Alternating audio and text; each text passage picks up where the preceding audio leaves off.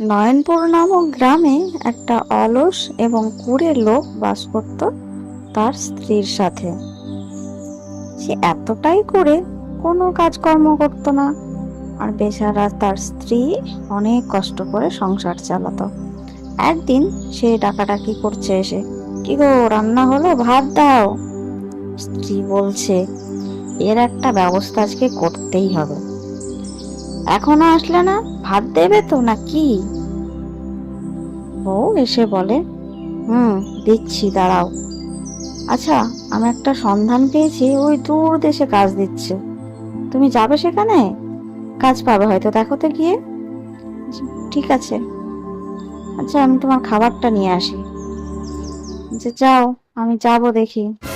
তারা আজকে তোমার তোমার ব্যবস্থা করেই ছাড়বো।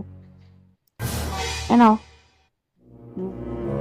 মনে মনে ভাবলো, যাও, আজকে এটার মধ্যে বিষ মাখিয়ে দিয়েছি, আমার আর দরকার নেই, আমি যেভাবে হোক সংসার চালিয়ে নেবো একা একা। আর সে বেচারা মনের আনন্দে যাচ্ছে খাবার নিয়ে, অনেক দূরে হেঁটে হেঁটে হেঁটে হেঁটে।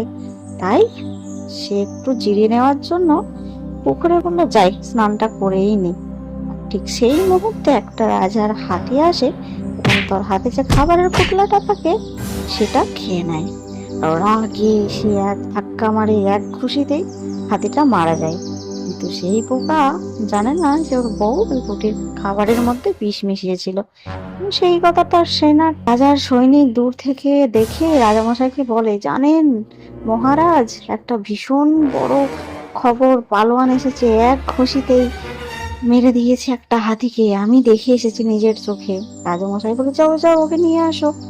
তারপর সেই কথাটা সারা গ্রাম, সারা রাজপ্রাসাদ হয়ে যায় যে এক ঘুষিতে একটা হাতি মেরে দিয়েছে ভীষণ বড় পালোয়ান।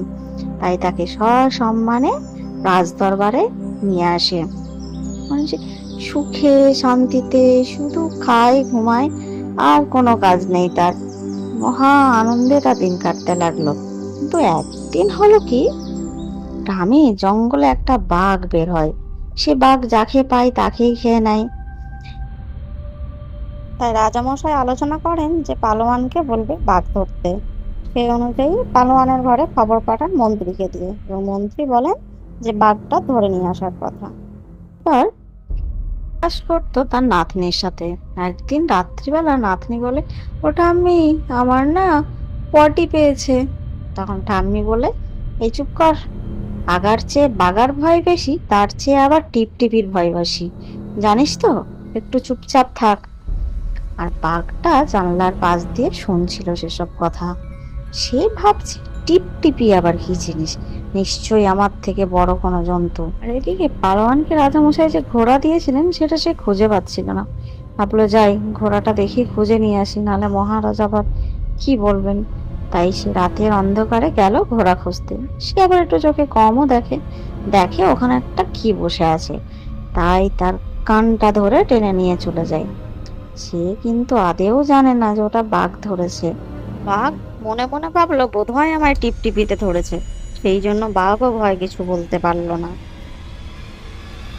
ওটাকে খাঁচাতেই বন্দি করে রাখবো তারা, বলে সে ঘুমিয়ে পড়ে। এবং সকাল হলে সবাই দেখে যে পালোয়ান সেই বাঘটাকে ধরে নিয়ে এসে খাঁচায় বন্দি করেছে।